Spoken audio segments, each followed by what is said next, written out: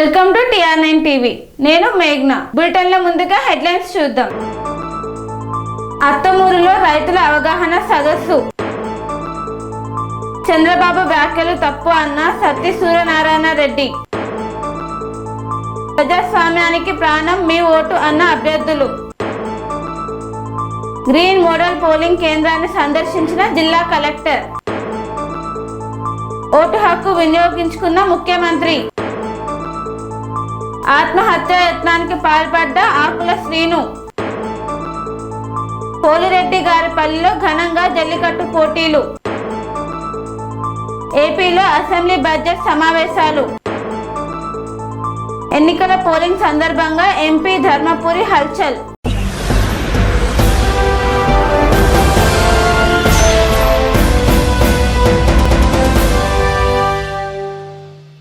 బంటుమిల్లి మండల అత్తమూరులో రైతుల అవగాహన సదస్సు నిర్వహించారు. ఈ కార్యక్రమంలో పెడన నియోజకవర్గ శాసనసభ్యులు కాగిత కృష్ణప్రసాద్ ముఖ్య అతిథిగా పాల్గొన్నారు.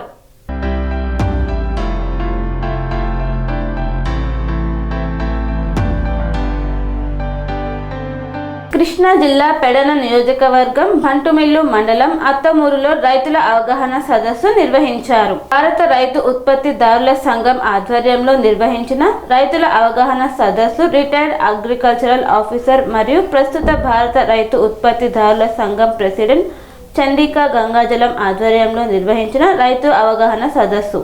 ఈ కార్యక్రమంలో ముఖ్య అతిథిగా పాల్గొన్న పెడన నియోజకవర్గ శాసనసభ్యులు కాగిత కృష్ణప్రసాద్ రైతుల అవగాహన కొరకు వివిధ రకాల వ్యవసాయ ఉత్పత్తులు మరియు తెగుళ్లు, పురుగు మందులకు వాడే మెడిసిన్స్ మరియు సోలార్ ద్వారా డ్రై చేసి పిండి చేసే డెమో నమూనాలను, అలాగే వివిధ రకాల ఆర్గానిక్ వరి వంగడాలను, అలాగే డ్రోన్స్ ను రైతుల కోసం స్టాల్స్ ని ఏర్పాటు చేశారు.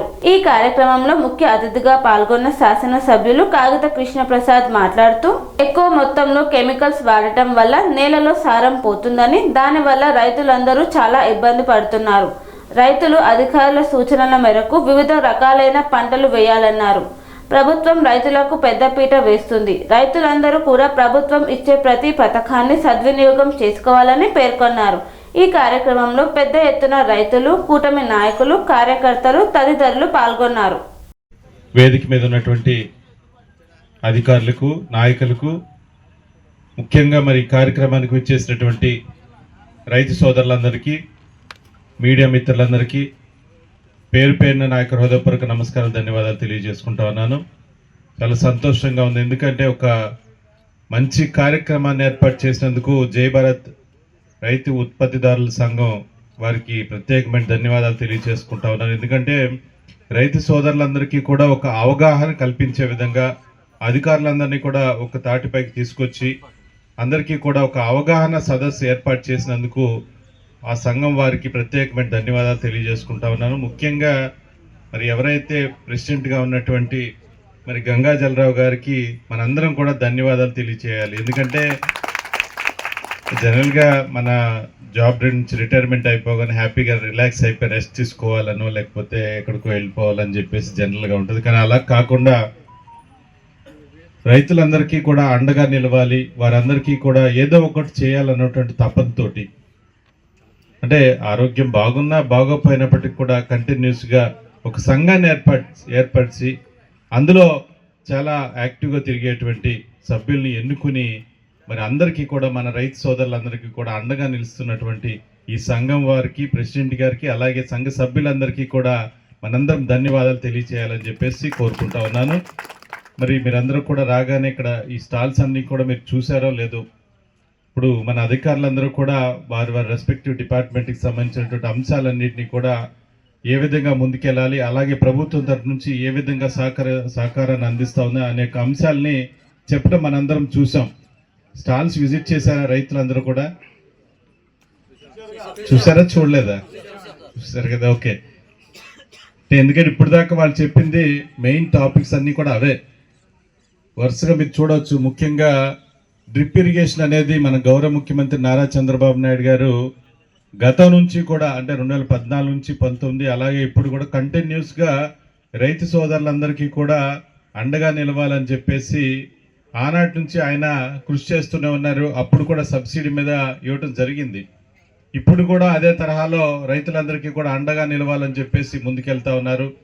మనం ఇప్పుడు అధికారులు చెప్పినట్టుగా పంట మార్పిడి అనేది చాలా ఇంపార్టెంట్. ఎప్పుడు కూడా కంటిన్యూగా ఒకటే పంట వేయటం వల్ల కూడా కొంత దిగుబడి తగ్గిపోయేటువంటి పరిస్థితి. దానికి అదనంగా యూరియా కానీ ఇటువంటివన్నిటిని కూడా ఎక్కువ మొత్తంలో మరి కెమికల్స్ వాడటం వల్ల నేల సారం తగ్గిపోవటం అదొకటి, ఖర్చు ఎక్కువైపోవటం వల్ల కూడా రైతులందరూ కూడా చాలా ఇబ్బంది పడేటువంటి పరిస్థితి మనం చూస్తూ ఉన్నాం. కాబట్టి రకరకాలుగా వేరే పంటలను కూడా డెఫినెట్గా మనం మార్పు చేసుకున్నట్టయితే డెఫినెట్గా మనందరికీ రైతు సోదరులందరికీ కూడా చాలా మంచి జరుగుతుందని, ఆ విధంగా మీరందరూ కూడా ప్రయత్నం చేయాలని చెప్పేసి కోరుకుంటా ఉన్నాను. ఎందుకంటే ఇక్కడ చాలా మన ప్రభుత్వం తరపు నుంచి అనేక రకాలుగా సబ్సిడీలు అనేవి ఉన్నాయి. చాలామందికి తెలిసి ఉండకపోవచ్చు. ఇప్పుడు హార్టికల్చర్ ఏదైతే ఉందో దానికి సంబంధించి కూడా నేను లాస్ట్ ఇయర్ కూడా చూడటం జరిగింది. ఒక ల్యాండ్లో మరి ఒక రైతు ఏం చేశాడంటే అక్కడ మొక్కలను తీసుకుని పెట్టాడు. మామిడి మొక్కలను తీసుకుని మన సీతనపల్లి పంచాయతీ గ్రామంలో లాస్ట్ ఇయర్ పెట్టడం జరిగింది. నేను ఆ కార్యక్రమానికి వెళ్ళినప్పుడు ఆ విషయాలన్నీ కూడా నాకు అక్కడే తెలిసినాయి. ఏంటంటే ఆ మొక్కలు కొనటానికి ప్రభుత్వం వారు ఆ డిపార్ట్మెంట్ సబ్సిడీ ఇప్పించడం, అలాగే నీళ్లు పోయటానికి కూడా సబ్సిడీ డబ్బులు ఇవ్వటం, అలాగే చుట్టూ ఫెన్సింగ్ వేసుకునేందుకు కూడా డబ్బులు ఇవ్వటం, ఇలా ప్రతి విషయంలో కూడా మరి హార్టికల్చర్ డిపార్ట్మెంట్ నుంచి అనేక రకాలుగా బెనిఫిట్స్ అనేవి ఉన్నాయి. కానీ చాలామందికి ఈ విషయాలు తెలిసి ఉండకపోవచ్చు. కాబట్టి మొన్న కూడా మనం చాలామందికి కూడా ఫామ్ మెకనైజేషన్ అంటే టెక్నాలజీని కూడా మనం వినియోగించుకోవాల్సినటువంటి అవసరం ఉంది. మీరు అక్కడొక డ్రోన్ చూసే ఉంటారు. బహుశా 4 మండలాల్లో మనం ఈ డ్రోన్స్ను కూడా మరి 80% సబ్సిడీ తోటి మరి రైతులందరికీ కూడా సప్లై చేయడం జరిగింది లాస్ట్ టైం. ఇంకెవరంటే డెఫినెట్గా పెట్టుకోండి. డిపార్ట్మెంట్ వారు మీరు అందరికి కూడా వాటి మీద ముందు ట్రైనింగ్కి వెళ్ళాలి. ఆ తర్వాత వాటన్నిటికి కూడా ఇవ్వటం జరుగుతూ ఉంది. ఎందుకంటే టెక్నాలజీ వాడటం వల్ల మీకు భారం తగ్గుద్ది, మన పని అనేది వేగంగా అవుతుంది. కాబట్టి డెఫినెట్గా అటువంటి టెక్నాలజీ కూడా వినియోగించుకునే విధంగా ఈ రోజున మన ప్రభుత్వం, కూటమి ప్రభుత్వం ప్రతి ఒక్కరిని కూడా ప్రోత్సహిస్తూ ఉందని కూడా మీకు తెలియజేస్తా ఉన్నాను. అదేవిధంగా మరి యానిమల్ హస్బెండరీకి సంబంధించి కూడా మరి ఏడీ గారు అన్ని విషయాలు కూడా తెలియజేయడం జరిగింది.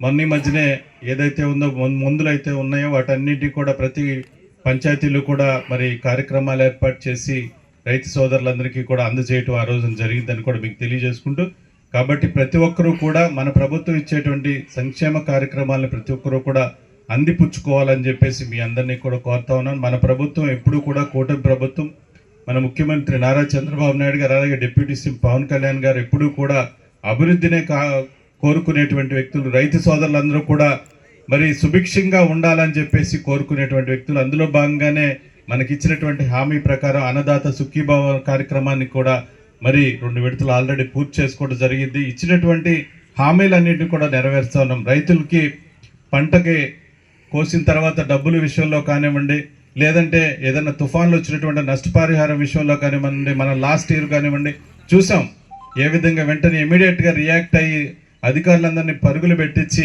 రైతులు ఎవరికి కూడా ఇబ్బంది లేకుండా చేసేటువంటి పరిస్థితి మనం చూసాం. ధాన్యాన్ని నమ్ముకున్న తర్వాత ఆ డబ్బులు మరి 24 గంటల లోపే పడిపోయినటువంటి సందర్భాల్లో మనం ఈ సంవత్సరం కూడా చూడటం జరిగింది. అంటే రైతుల యొక్క పక్షపాతిగా మన కూటమి ప్రభుత్వం పనిచేస్తూ ఉందని చెప్పి మీ అందరికీ కూడా తెలియజేసుకుంటూ, మీ అందరూ కూడా డెఫినెట్గా ఈ యొక్క కార్యక్రమాన్ని సద్వినియోగం చేసుకోవాలని చెప్పేసి కోరుకుంటూ, ఇక్కడ ఒక అర్జీ కూడా ఇవ్వటం జరిగింది గిరి గారు. ఇందులో డెఫినెట్గా అధికారులు అయితే ఉంటారు డెఫినెట్గా, అయితే వారందరినీ కూడా ఆయన రిక్వెస్ట్ ఏంటంటే కన్సాలిడేటెడ్గా ఒక ప్లేస్లో డిపార్ట్మెంట్ అంటే హార్టికల్చర్ అలాగే యానిమల్ హస్బెండరీ డిపార్ట్మెంట్ వాటన్నిటి కూడా ఎక్కడైనా రైతు సేవా కేంద్రంలో ఒక షీట్లో కనుక వారి పేర్లు, ఫోన్ నెంబర్లు కనుక డెఫినెట్గా పెడితే రైతు సోదరులందరూ కూడా వచ్చి వారితో ఫోన్లో మాట్లాడి వారి సలహాలు సూచనలు తీసుకోవడానికి అవకాశం ఉంటుంది. కాబట్టి అటువంటి డిస్ప్లే ఒకటి ఏర్పాటు చేస్తే బాగుంటుందని చెప్పేసి మరి కోరటం జరిగింది. డెఫినెట్గా ఆ విధంగా ముందుకెళ్ళాలని చెప్పేసి కోరుకుంటూ, మిగతా విషయాలు ఉన్నాయి వాటన్నిటి కూడా డిపార్ట్మెంట్ వారితో డిస్కస్ చేస్తానని చెప్పి మీ అందరికి కూడా తెలియజేసుకుంటూ, రైతు సోదరులందరూ కూడా ఈ రోజున ఒక మంచి కార్యక్రమం ఏర్పాటు చేసినటువంటి మరి జై భారత్ సంఘం వారికి మనందరం కూడా మరొకసారి ధన్యవాదాలు తెలియజేయాలని చెప్పేసి నాకే అవకాశం కల్పించినటువంటి మీ అందరికీ కూడా పేరు పేరున ధన్యవాదాలు కృతజ్ఞతలు తెలియజేసుకుంటా ఉన్నాను. జై హింద్. మన ఆధారాలు ఉన్నాయి. ఏమిటంటే సూక్ష్మ జీవుల్ని భూమికి అందించడమే జీవం. సజీవం చేయడం అంటే ఏంటి? భూమికి సూక్ష్మజీవులు అందించాలి. ఆ అందించే ప్రక్రియలోనే మనం ఏంటంటే కొన్ని మన తాత ముత్తాత చేసినటువంటి గోమూత్రాన్ని గోమయాన్ని వాడమంటున్నాం. గోమూత్రం గోమయంలో ఏంటంటే మనం చాలామంది అంటుంటారు గోగర్భంలో ముక్కోడి దేవత ఉన్నారు అంటుంటారు. మనం ఫోటోల్లో కూడా చూడండి, ముక్కోడి దేవత బొమ్మలు వేస్తారు గోమాతకి. అంటే ఆ ముక్కోడి దేవతలు ఏంటంటే ముక్కోటి సూక్ష్మ జీవులు. అవి గోమయం గోమూత్రం ద్వారా నేలకు చేరి నేల సజీవంగా ఉంచుతాయి. ఆ సూక్ష్మజీవులు భూమిలో ఉంటే అది ప్రతిదీ ఒక ఫ్యాక్టరీ. అదే యూరియా ఫ్యాక్టరీ, అదే డిఏపి ఫ్యాక్టరీ, అదే కాంప్లెక్స్ ఫ్యాక్టరీ, అదే జింక్ ఫ్యాక్టరీ, అదే ఐరన్ ఫ్యాక్టరీ, అన్నీ అవే వస్తాయి. అంటే పైపాటుగా మొక్క ఏదైతే పెరుగుతుందో ఆ మొక్క కావాల్సిన పోషకాలన్నీ కూడా ఆ సూక్ష్మజీవులు ఇస్తాయి. ఆ సూక్ష్మజీవులు పెంచాలి. నువ్వు రసాయనాలు ఇచ్చినప్పుడు ఏమవుతుంది? ఆ సూక్ష్మజీవుల సంఖ్య చచ్చిపోతున్నాయి. నువ్వు గ్రాన్యూల్స్ వాడుతున్నావు, క్రిమిసంహారకాలు వాడుతున్నావు, ఎరువులు వాడుతున్నావు, వీటి వల్ల అనపర్తి నియోజకవర్గం వైఎస్ఆర్సీపీ సమన్వయకర్త మాజీ శాసనసభ్యులు డాక్టర్ సత్తి సూర్యనారాయణ రెడ్డి తిరుమల లడ్డు ప్రసాదంలో జంతువుల కొవ్వు కలిసిందన్న చంద్రబాబు వ్యాఖ్యలపై పూర్తిగా తప్పు అన్నారు.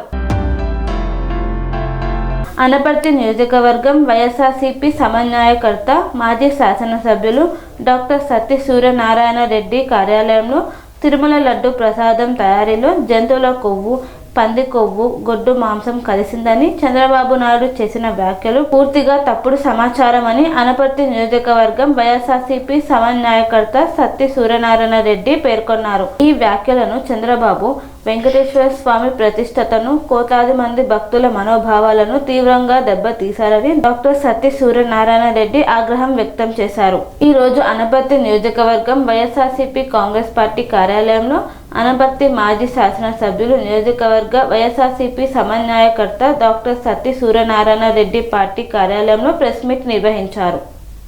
నమస్కారం తెలియజేస్తూ తిరుమల తిరుపతి లడ్డూ విషయమై ఈ కూటమి ప్రభుత్వం ఏ రకంగా విష ప్రచారం చేసిందా అన్నది మనం చూసాం. విష ప్రచారం చేయడమే కాదు, మరి ఈ కూటమి ప్రభుత్వంలో నుండి ముఖ్యంగా భాగస్వామ్యమైనటువంటి బీజేపీ ప్రభుత్వం మౌనం వహిస్తుంది. ఎందుచేతనంటే చంద్రబాబు నాయుడు గారు చెప్పిందంతా కూడా అబద్ధం అని తేలింది. ఏదైతే మరి సుప్రీంకోర్టు సిబిఐ సిట్ని ఏర్పాటు చేసిందో అందులో కొంతమంది అధికారులు ఆంధ్రప్రదేశ్కి సంబంధించిన ఐపీఎస్ అధికారులు ఉన్నారు, అదేవిధంగా సిబిఐకి సంబంధించి కొంతమంది అధికారులు ఉన్నారు. వీరందరితోటి పాటే ఒక కమిటీ సిబిఐ ఏర్పాటు చేయడం, ఆ కమిటీ కూడా మరి నిర్ధారణకు వచ్చింది.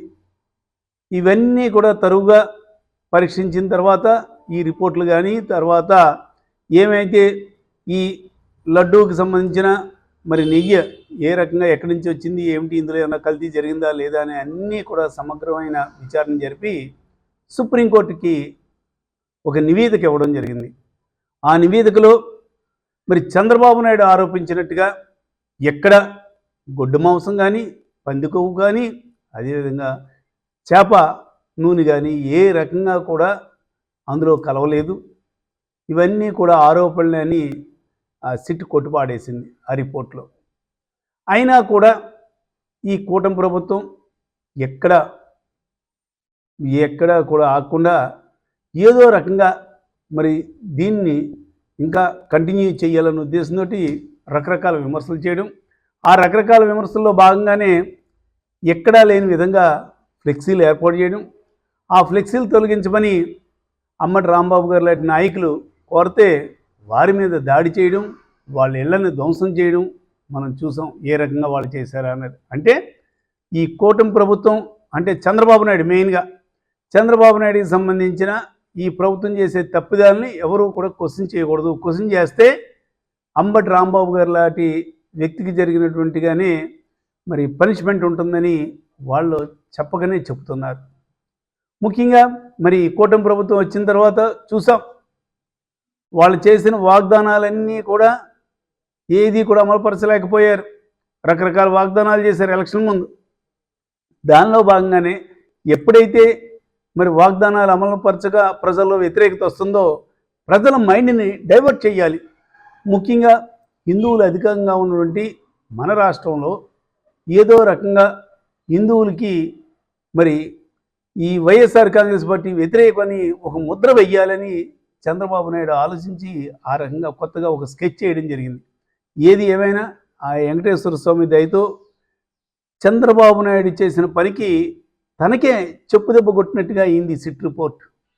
ఎందుకంటే గతంలో ఎప్పుడూ కూడా ఈ రకంగా ఈ తిరుమల తిరుపతికి సంబంధించిన మరి లడ్డు అంటే వెంకటేశ్వర స్వామి లడ్డు అంటే ఎంతో పరమ పవిత్రంగా మనం అందరం కూడా భావిస్తాం. ప్రపంచంలో నుండి హిందువులందరూ కూడా ఎక్కడెక్కడ ఉన్న వాళ్ళు కూడా ఫారిన్లో ఉన్న వాళ్ళు కూడా ఈ లడ్డుని తిని మరి స్వామివారి కృపకి పాత్రలు అవుదామని అందరూ కూడా ఆశిస్తారు.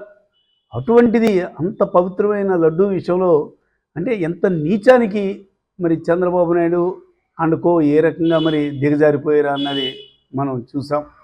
ఎంత దిగజారిపోయినా వాళ్ళ ఆరోపణలన్నీ కూడా తప్పని ఏళ్ళం మళ్ళీ కొత్తగా ఇంకొక ఆరోపణ మళ్ళీ మొదలుపెట్టారు.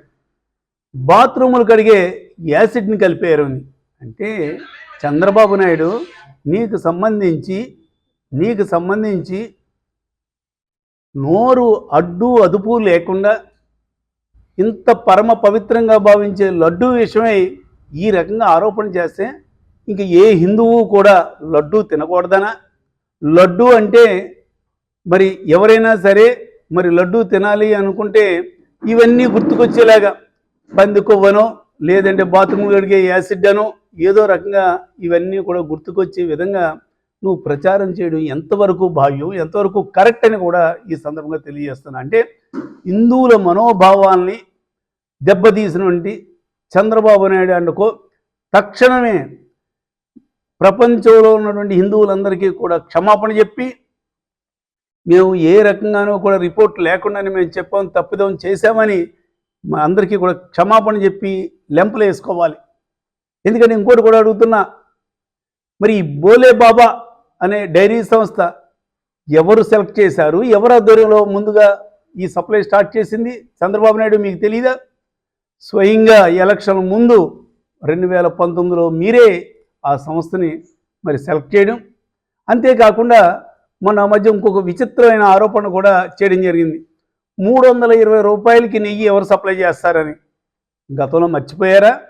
అంతకుముందే మీ టైంలో 291 రూపాయలకి కేజీ నెయ్యిని మరి సరఫరాకి మీరు కాంట్రాక్ట్ కుదుర్చుకోలేదా? అంటే మీరు చేస్తే సంసారం, ఎదుటి వాళ్ళు చేస్తే ఏదో వ్యభిచారం అన్నట్టుగా ఉంది మీ తీరు. అంటే మీరు ఏం చేసినా తప్పు లేదు, కానీ ఎదుటి వాళ్ళు అంతా కూడా రూల్ అండ్ రెగ్యులేషన్స్ అన్నీ కూడా ఫాలో అవుతూ చేస్తే అది తప్పు. అంటే ఏదో రకంగా వాళ్ళ మీద నెపం నెట్టాలన్న ఉద్దేశంతో మీరు రాజకీయాలుంటే రాజకీయాల్లో చూడండి. మీకు వ్యక్తిగతంగా కక్ష ఉంటే చంద్రబాబు నాయుడు గారు మీకు ఇంకోటి ఇప్పుడే చెప్తా ఉన్నా, మీకు వ్యక్తిగతంగా కక్ష ఉంటే జగన్మోహన్ రెడ్డి గారి పైన తీర్చుకోండి. అంతేగాని పవిత్రమైన లడ్డూని కానీ వెంకటేశ్వర స్వామిని కానీ రాజకీయాల్లోకి లాగొద్దు. అంటే మీ దృష్టిలో రాజకీయాలకి ఏది అనర్హం కాదు అంటే ఆఖరి తిరుపతి లడ్డూని కూడా రాజకీయం చేసేద్దామని. కాబట్టి మీకు ఏదైనా ఇబ్బంది ఉండి రాజకీయ వ్యతిరేకత ఉండుంటే తప్పనిసరిగా చట్ట ప్రకారంగా యాక్షన్ తీసుకోండి. మీరు అధికారంలో ఉన్నారే, ఏ రకమైన ఆధారాలు లేకుండా ఉత్తుత్తు ఆరోపణలు చేసేయడం, అది కూడా ఇంత ఇంపార్టెంట్ అయిన విషయం పైన ఆరోపణ చేయడం, తర్వాత చతికిలు పడిపోవడం. ఏ అధికారి కానీ ఏ నాయకుడు కానీ ఎవరైనా తప్పు చేస్తే చట్ట ప్రకారంగా వాళ్ళ మీద యాక్షన్ తీసుకోండి.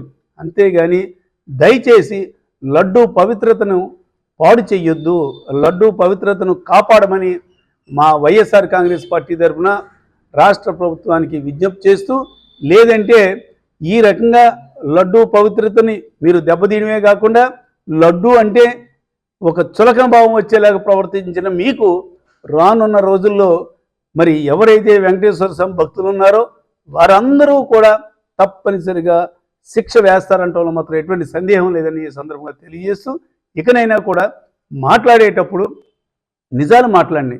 గతంలో కూడా అనేవాళ్ళం, చాలామంది చెప్తూ ఉండేవారు చంద్రబాబు నాయుడు ఎప్పుడు కూడా నిజం మాట్లాడు, తనకు మునిశాపం ఉంది, నిజం మాట్లాడితే తల వెయ్యి చెక్కలైపోతుందని. అదే అనిపిస్తుంది. నిజం మాట్లాడకుండా ఇటువంటి అబద్ధాలు కళ్ళబల్లి మాటలు కూడా చెప్పొద్దు. మీరు చేయవలసిన సంక్షేమ పథకాలు బోల్డ్ ఎన్నో ఉన్నాయి. ప్రజలకు మీరు ఇచ్చిన హామీలు అవన్నీ అమలు చేయండి. అంతేగాని ఏదో అటు నుంచి తప్పించుకోవడానికి డైవర్షన్ టాపిక్గా దేవుణ్ణి ఇందులో పావుగా వాడుకోవద్దని వైఎస్ఆర్ కాంగ్రెస్ పార్టీ తరఫున 12వ వార్డులో ప్రజాస్వామ్యానికి ప్రాణం మీ ఓటు అన్న నినాదంతో అభ్యర్థులు వినూత్న కార్యక్రమాలు చేపడుతున్నారు. సూర్యాపేట జిల్లా కోదాడ పట్టణంలోని 12వ వార్డులో ప్రజాస్వామ్యానికి ప్రాణం మీ ఓటు అనే నినాదంతో అభ్యర్థులు వినూత్న కార్యక్రమాలు చేపడుతున్నారని డాక్టర్ జిగిని ప్రసాద్ తెలిపారు. ఓటర్లు డబ్బుల ప్రలోభాలకు లొంగకుండా తమ ఓటును అమ్ముకోకుండా ఈ ప్రయత్నాలు చేస్తున్నామని ఆయన చెప్పారు. ప్రజాస్వామ్యాన్ని బలోపేతం చేయడంతో ప్రతి ఓటరు బాధ్యత కీలకమని ఆయన పేర్కొన్నారు. 2వ సాధారణ మున్సిపల్ ఎన్నికల్లో భాగంగా చౌటుప్పల్ మున్సిపాలిటీ పరిధిలోని గ్రీన్ మోడల్ పోలింగ్ కేంద్రాన్ని సందర్శించిన జిల్లా కలెక్టర్ హనుమంతరావు.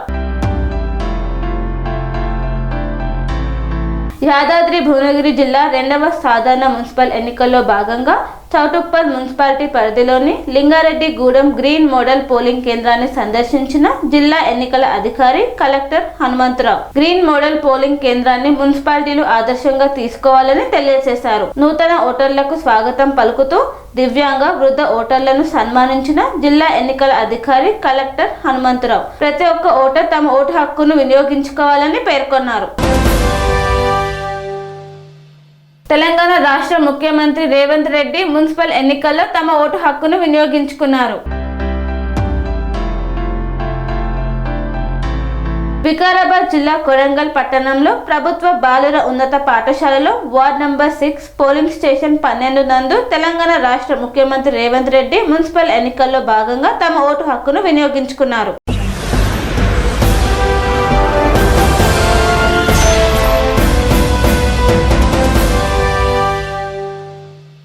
వార్తల్లో చిన్న విరామం. స్వామి బోధానంద గోసేవ ఆశ్రమం సైతాపూర్.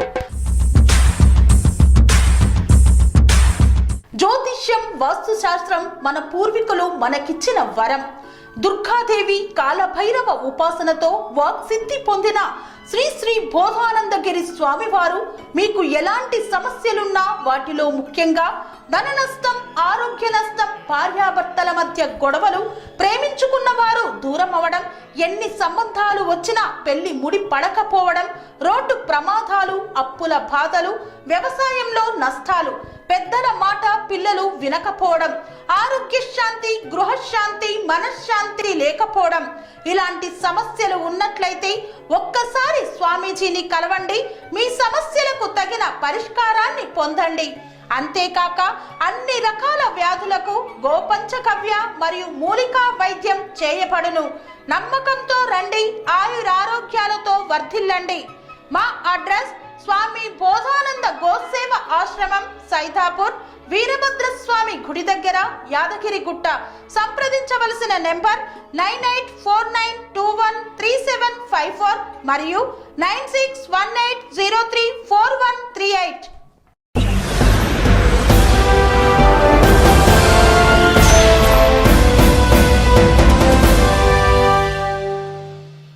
తిరిగి వార్తలకు స్వాగతం. కోదాడ పట్టణానికి చెందిన ఆకుల శ్రీను ఆత్మహత్య యత్నానికి పాల్పడ్డాడు.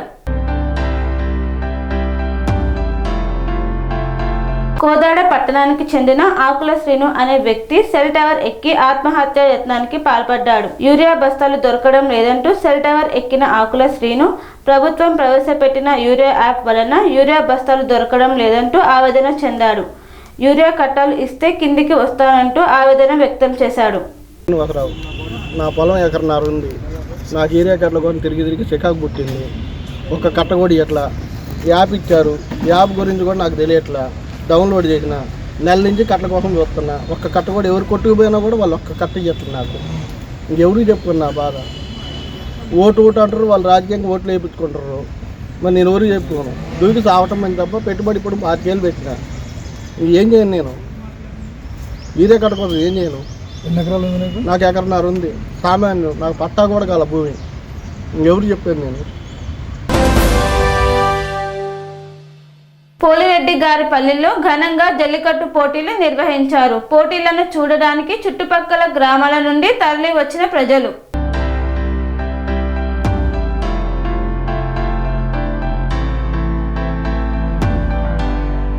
తిరుపతి జిల్లా చంద్రగిరి నియోజకవర్గం పాకాల మండలం కె వడ్డేపల్లి పంచాయతీ పోలిరెడ్డి గారి పల్లిలో ఘనంగా జల్లికట్టు పోటీలు గ్రామస్తుల ఆధ్వర్యంలో నిర్వహించారు. పశువుల జల్లికట్టు తరహా పోటీలను వీక్షించేందుకు మండలంలోని వివిధ గ్రామాల నుండి ప్రజలు, యువత పెద్ద సంఖ్యలో తరలివచ్చారు. సాంప్రదాయ ఉత్సవ వాతావరణం మధ్య జరిగిన పశువుల పండుగ అందరినీ ఆకట్టుకుంది. చంద్రగిరి ఎమ్మెల్యే పులివర్తి నాని భారీ ఫోటో బ్యానర్ను ట్రాక్టర్పై ఊరేగించారు.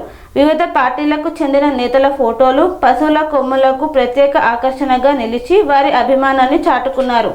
పశువుల పండుగను తిలకించేందుకు నలుమూలల ప్రాంతాల నుండి ప్రజలు, యువత తరలివచ్చారు. ఎలాంటి అవాంఛనీయ ఘటనలు జరగకుండా పోలీస్ సిబ్బందితో పటిష్టమైన భద్రతా ఏర్పాట్లు చేపట్టారు పాకాల సిఐ సుదర్శన్ ప్రసాద్. ఏపీలో అసెంబ్లీ బడ్జెట్ సమావేశాలు ప్రారంభమయ్యాయి. తొలి రోజు గవర్నర్ ప్రసంగం నిర్వహించారు. ఏపీలో అసెంబ్లీ బడ్జెట్ సమావేశాలు ప్రారంభమయ్యాయి. తొలి రోజు గవర్నర్ ప్రసంగం జరిగింది. బడ్జెట్తో పాటు దానిపై చర్చ, ఇతర అంశాలు కలిపి మార్చి 7 వరకు సమావేశాలు జరగబోతున్నాయి. ఈ నేపథ్యంలో ఇవాళ జరిగిన ఎన్డీఏ శాసనసభాపక్ష భేటీలో సీఎం చంద్రబాబు ఎమ్మెల్యేలకు కీలక హెచ్చరికలు చేశారు. ముఖ్యంగా అసెంబ్లీలో ఎమ్మెల్యేల వ్యవహార శైలిపై అసంతృప్తిగా ఉన్న సీఎం వారికి టైమింగ్స్తో పాటు కీలక అంశాలపై దిశానిర్దేశం చేశారు. అసెంబ్లీ సమావేశాల సమయంలో 40 మంది ఎమ్మెల్యేలను పిలిపించుకొని వారి పనితీరుపై మాట్లాడతానని చంద్రబాబు వారికి తెలిపారు. కాబట్టి ఆవు కథలు చెప్పకుండా పలు అంశాలపై ప్రిపేర్ అయి సభకు రావాలని సూచించారు. అలాగే సభలో ఎవరేం మాట్లాడుతున్నారో తాను నోట్ చేసుకుంటానని కూడా తెలిపారు. అలాగే అసెంబ్లీకి ఉదయం 8:30కు వచ్చి మధ్యాహ్నం 2 గంటల వరకు ఖచ్చితంగా ఉండాల్సిందేనని ఎమ్మెల్యేలకు బాబు తేల్చి చెప్పేశారు. తాను 11 గంటల కల్లా ఉంటానన్నారు. సభలో ప్రజలకు జవాబుదారీగా మాట్లాడాలని, చెప్పే విషయం 3 నుండి 7 నిమిషాల్లో పూర్తి చేయాలని కూడా సూచించారు. అలాగే అసెంబ్లీలో కూటమి ప్రభుత్వ హయాంలో రాష్ట్రంలో జరుగుతున్న అభివృద్ధిని ప్రజలకు అర్థమయ్యేలా వివరించాలని కూడా ఎమ్మెల్యేలకు చంద్రబాబు సూచించారు. రాష్ట్రంలో ప్రస్తుతం 1,00,000 కోట్లకు పైగా జాతీయ రహదారుల పనులు, 90,000 కోట్లకు పైగా రైల్వే పనులు జరుగుతున్నాయన్నారు. 450 కోట్ల నష్టంతో ఉన్న స్టీల్ ప్లాంట్ను 54 కోట్ల లాభంలోకి తెచ్చిన విషయం కూడా ప్రస్తావించాలన్నారు. అలాగే లడ్డూ నెయ్యి వివాదంపై ప్రజలకు వాస్తవాలు చెప్పాలని ఎన్డీఏ ఎమ్మెల్యేలకు చంద్రబాబు సూచించారు.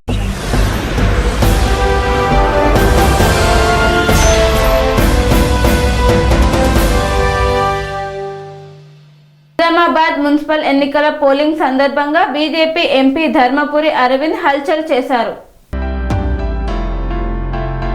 నిజామాబాద్లో మున్సిపల్ ఎన్నికల పోలింగ్ సందర్భంగా బీజేపీ ఎంపీ ధర్మపురి అరవింద్ హల్చల్ చేశారు. హరిచరణ్ మార్వాడి స్కూల్ పోలింగ్ కేంద్రంలో పోలీసులు, ఎన్నికల సిబ్బందిపై అరవింద్ తీవ్ర ఆగ్రహం వ్యక్తం చేశారు. బీజేపీ అభ్యర్థిని పోలీసులు బయటకు పంపేశారని, ఎన్నికల సిబ్బంది తమకు సహకరించడం లేదని ఎంపీకి కార్యకర్తలు ఫిర్యాదు చేశారు. వెంటనే పోలింగ్ కేంద్రానికి చేరుకున్న ఎంపీ పోలీసులకు స్ట్రాంగ్ వార్నింగ్ ఇచ్చారు.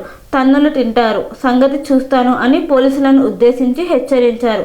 ఈ విషయంపై జిల్లా ఎన్నికల అధికారికి సమాచారం పంపిన ఎంపీ అరవింద్ బీజేపీ అభ్యర్థిని బయటకు పంపిన అధికారిపై చర్యలు తీసుకోవాలని డిమాండ్ చేశారు. జిల్లాలోని మున్సిపల్ ఎన్నికల పోలింగ్ కొనసాగుతుంది.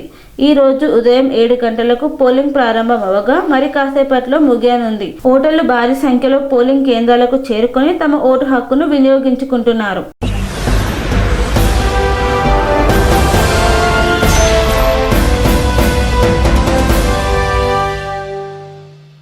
ఇంతటితో వార్తలు సమాప్తం. మరిన్ని అప్డేట్స్ కోసం చూస్తూనే ఉండండి TR9 టీవీ. కన్స్ట్రక్షన్ రంగాలలో దశాబ్దపు అనుభవంతో కస్టమర్ల మరియు శ్రేయోభిలాషుల మన్ననలను, నమ్మకాన్ని గెలుపొందిన సంస్థ VRR కన్స్ట్రక్షన్స్.